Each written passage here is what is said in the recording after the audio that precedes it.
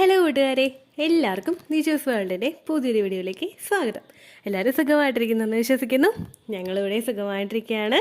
അപ്പോൾ എല്ലാവരും സന്തോഷത്തോടെയും ആരോഗ്യത്തോടെയും ഒക്കെ ഇരിക്കുക കേട്ടോ.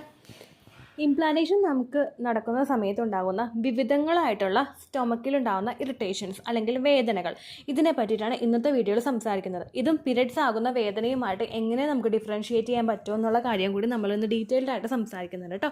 ഒരുപാട് വീഡിയോസ് പെർട്ടിക്കുലർ ആയിട്ടുള്ള ഈ ടോപ്പിക്സിനെ പറ്റി ചെയ്തിട്ടുണ്ട്. പക്ഷേ ഇതും പീരിയഡ്സിൻ്റെ ആ ഒരു വേദനയും തമ്മിൽ എങ്ങനെ ഡിഫറൻഷിയേറ്റ് ചെയ്യാമെന്ന് പണ്ടുള്ള വീഡിയോസിലാണ് പറഞ്ഞത്. ഇപ്പോഴത്തെ വീഡിയോസിൽ എന്താ അതിനെപ്പറ്റി സംസാരിച്ചിട്ടില്ല. കമൻറ്റ്സ് ചോദിക്കുന്നവർക്ക് റിപ്ലൈ കൊടുക്കുന്നുണ്ട്. പക്ഷേ നിങ്ങൾക്ക് ഇങ്ങനൊരു സംശയം ഉണ്ടെങ്കിൽ വീഡിയോ മുഴുവനായിട്ട് കാണാനായിട്ട് ശ്രദ്ധിക്കുക കേട്ടോ. ഇംപ്ലാന്റേഷൻ നടക്കുന്ന സമയത്ത് നമുക്ക് ഒരുപാട് തരത്തിൽ വയറിൽ അസ്വസ്ഥതകൾ അനുഭവപ്പെടാനായിട്ട് ചാൻസ് ഉണ്ട്. ചിലപ്പോൾ എനിക്ക് അനുഭവിക്കുന്ന വേദനയായിരിക്കില്ല എൻ്റെ സിസ്റ്റർക്കോ അല്ലെങ്കിൽ എൻ്റെ സിസ്റ്ററിൻ ലോയ്ക്കോ അനുഭവപ്പെടുന്നത്. പലർക്കും പലതരത്തിലാണ് വ്യത്യാസം ഉണ്ടാകുന്നത്. ചിലപ്പോൾ എൻ്റെ ഫസ്റ്റ് പ്രഗ്നൻസിയിൽ ഉണ്ടാകുന്ന അതേ വേദനയായിരിക്കില്ല എൻ്റെ സെക്കൻഡ് പ്രഗ്നൻസിയിൽ അനുഭവപ്പെടുന്നത്. അതുകൊണ്ട് ഇന്ന വേദനകൾ മാത്രമേ പ്രഗ്നൻ്റ് ആകുന്ന ഒരു സ്ത്രീക്ക് സ്റ്റാർട്ടിംഗ് സ്റ്റേജിൽ ഉണ്ടാവൂ എന്ന് നമുക്ക് ഡിഫറൻഷിയേറ്റ് ചെയ്ത് പറയാനായിട്ട് സാധിക്കില്ല. പലർക്കും ഡിഫറെൻ്റ് ആയിട്ടുള്ള വേദനകളായിരിക്കും കേട്ടോ ഉണ്ടാകുന്നത്. അതിൽ ഏറ്റവും പ്രമുഖമായിട്ടുള്ള ഒരു വേദനയാണ് പീരിയഡ്സ് ആകാൻ പോകുന്നത് പോലുള്ളൊരു വേദന വന്നു പോവുക എന്ന് പറയുന്നത്. പീരിയഡ്സിൻ്റെ സ്റ്റാർട്ടിംഗ് സ്റ്റേജിൽ നമുക്ക് ഉണ്ടാകുന്നൊരു വേദന ഉണ്ടാവുമല്ലോ, അതായത് ബ്ലീഡിംഗ് വന്ന് തുടങ്ങുന്ന സമയത്ത് ഉണ്ടാകുന്ന വേദന. അതൊരിക്കലും നിങ്ങൾക്ക് ഹെവി ആവില്ല, നിങ്ങൾക്ക് സഹിക്കാൻ പറ്റുന്ന വരാൻ പോകുന്നുണ്ട് ആൾ എന്നുള്ളൊരു സൂചന തരുന്നൊരു വേദനയായിരിക്കും. പക്ഷേ സെക്കൻഡ് ഡേ എന്ന് പറയുന്ന വേദനയോ നമുക്ക് കുറച്ച് നമ്മൾ റെസ്റ്റ് എടുക്കാൻ നമുക്ക് ശരീരം തോന്നിപ്പിക്കുന്ന തരത്തിലുള്ളൊരു വേദനയായിരിക്കും ഉണ്ടാകുന്നത്. ഇവിടെ നിങ്ങൾക്ക് സെക്കൻഡ് ഡേ ഉണ്ടാകുന്ന വേദനയല്ല, പീരിയഡ്സിൻ്റെ ഫസ്റ്റ് ഡേ ബ്ലീഡിങ് വരുന്ന സമയത്ത് ഏത് വേദനയാണോ ഉണ്ടാകുന്നത് ആ വേദനയായിരിക്കും നിങ്ങൾക്ക് വന്നു പോകുന്നത്. അതൊരിക്കലും ഒരുപാട് നേരം നമുക്ക് നീണ്ടു നിൽക്കുന്നതായിരിക്കില്ല, വന്നിട്ട് പോകുന്ന ടൈപ്പ് വേദനയായിരിക്കും കേട്ടോ.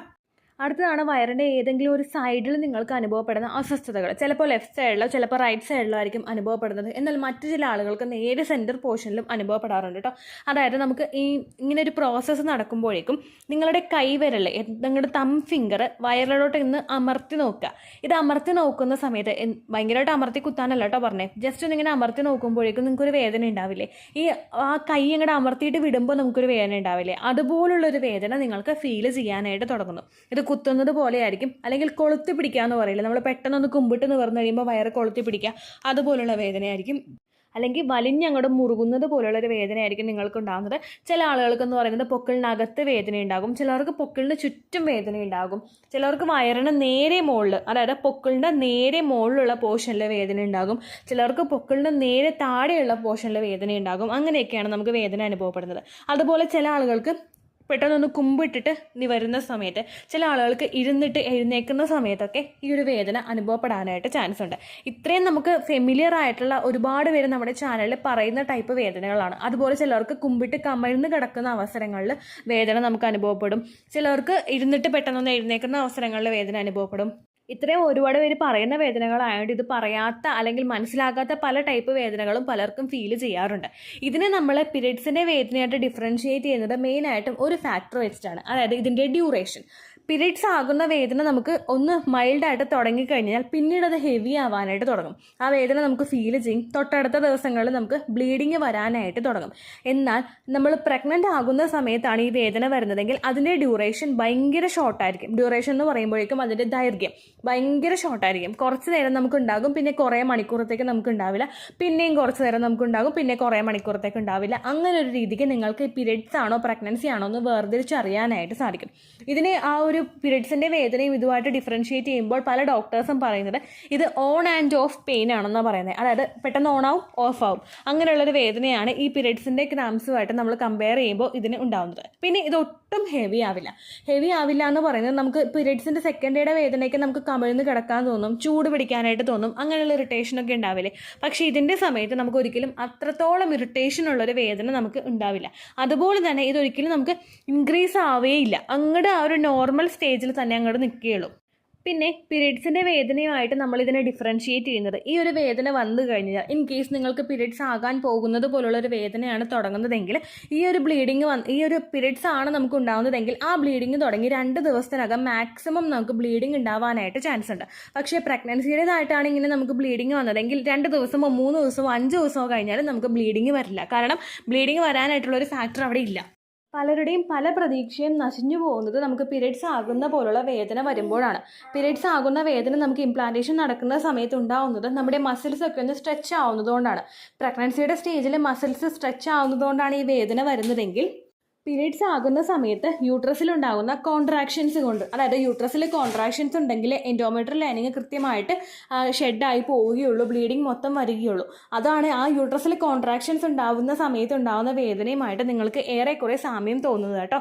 അതുകൊണ്ട് ഒരിക്കലും ഇത്തരത്തിലുള്ള വേദനകൾ വന്നു കഴിഞ്ഞാൽ പീരീഡ്സ് ഇൻഡ്യൂസ് ചെയ്യാൻ വേണ്ടിയിട്ടുള്ള കാര്യങ്ങൾ നിങ്ങൾ ചെയ്യാതിരിക്കുക. അതുപോലെ ഡെസ്പ് ആവാതിരിക്കുക കേട്ടോ. ഇതുപോലുള്ള വേദനകളൊക്കെ വന്നു കഴിഞ്ഞാൽ ഈ മാസം നഷ്ടമായി പോയി എന്ന് വിചാരിച്ചിട്ട് തുടക്കം മുതലേ നിങ്ങൾ വിഷമിക്കാതിരിക്കുക കേട്ടോ.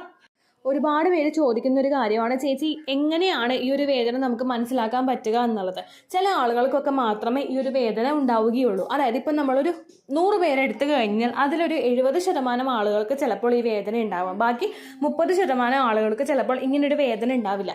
ആ 30% ആളുകൾക്ക് ചിലപ്പോൾ ഈ വേദന വരുന്നത് ഐഡൻറ്റിഫൈ ചെയ്യാൻ പോലും പറ്റുന്നുണ്ടാവില്ല. കാരണം അതിൻ്റെ ദൈർഘ്യം വളരെയധികം കുറവായിരിക്കും. ചിലപ്പോൾ രാത്രി നിങ്ങൾ ഉറങ്ങുന്ന സമയത്ത് ഈ വേദന വരാം, അല്ലെങ്കിൽ എന്തെങ്കിലും ധൃതിയിൽ നിങ്ങൾ ജോലികൾ ചെയ്യുന്ന സമയത്ത് ഈ വേദന ഉണ്ടാവാം.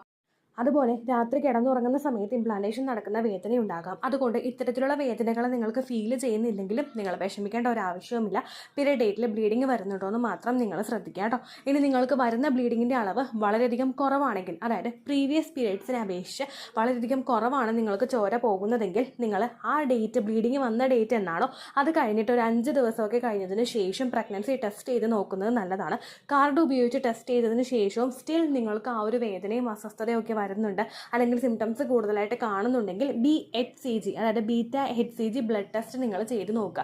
അതിൽ നിങ്ങൾ പ്രഗ്നൻസി പോസിറ്റീവ് ആണെങ്കിൽ കൃത്യമായിട്ടുള്ള റിസൾട്ട് കാണാനായിട്ട് സാധിക്കും കേട്ടോ.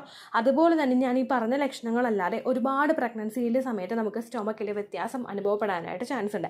ലെഫ്റ്റ് സൈഡിലോ റൈറ്റ് സൈഡിലോ മിഡിൽ പോർഷനിലോ ആയിട്ടായിരിക്കും നിങ്ങൾക്ക് ഈ ഒരു വേദനയും അസ്വസ്ഥതയൊക്കെ ഉണ്ടാകുന്നത്. ചില ആളുകൾക്ക് നേരെ പൊക്കിളിന് തൊട്ട് മുകളിലുള്ള പോർഷനിലും ഇത്തരത്തിൽ അസ്വസ്ഥത ഉണ്ടാവാനായിട്ട് ചാൻസ് ഉണ്ട്. അതെന്തൊക്കെയാണെന്ന് ഡീറ്റെയിൽഡ് ആയിട്ട് അറിയാൻ താല്പര്യമുള്ളവർ നമ്മുടെ ചാനൽ ദി ചൂസ് വേൾഡ് എന്ന് ടൈപ്പ് ചെയ്തതിന് ശേഷം സ്റ്റൊമക് ചേഞ്ചസ് എന്ന് നിങ്ങൾ സെർച്ച് ബാറിൽ സെർച്ച് ചെയ്ത് കൊടുക്കുക. ഒരുപാട് വീഡിയോസ് നിങ്ങൾക്ക് കാണാനായിട്ട് സാധിക്കും കേട്ടോ. അപ്പോൾ ഇത്രയേ ഉള്ളൂ വീഡിയോ. യൂസ്ഫുൾ ആയി കാണുമെന്ന് വിശ്വസിക്കുന്നു. യൂസ്ഫുൾ ആകുന്നുണ്ടെങ്കിൽ ലൈക്ക് ചെയ്യുക, ഫ്രണ്ട്സിനൊക്കെ ഷെയർ ചെയ്ത് കൊടുക്കുക കേട്ടോ. ഇതിനോടകം തന്നെ ഒരുപാട് പേര് നമ്മുടെ ചാനൽ ഫോളോ ചെയ്തിട്ട് പ്രഗ്നൻ്റ് ആയിട്ടുണ്ട്.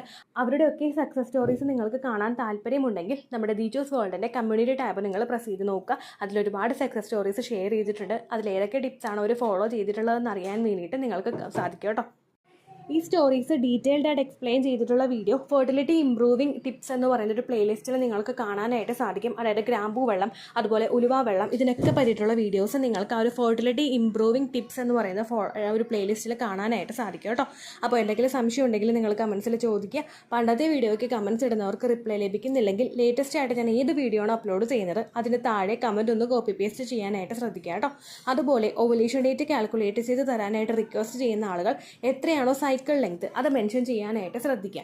സൈക്കിൾ ലെങ്ത് എന്നതുകൊണ്ട് ഉദ്ദേശിച്ചത് ഓരോ മാസവും എത്ര ദിവസം കൂടുമ്പോഴാണോ ബ്ലീഡിങ് വരുന്നത് അതാണ് കേട്ടോ സൈക്കിൾ ലെങ്ത്.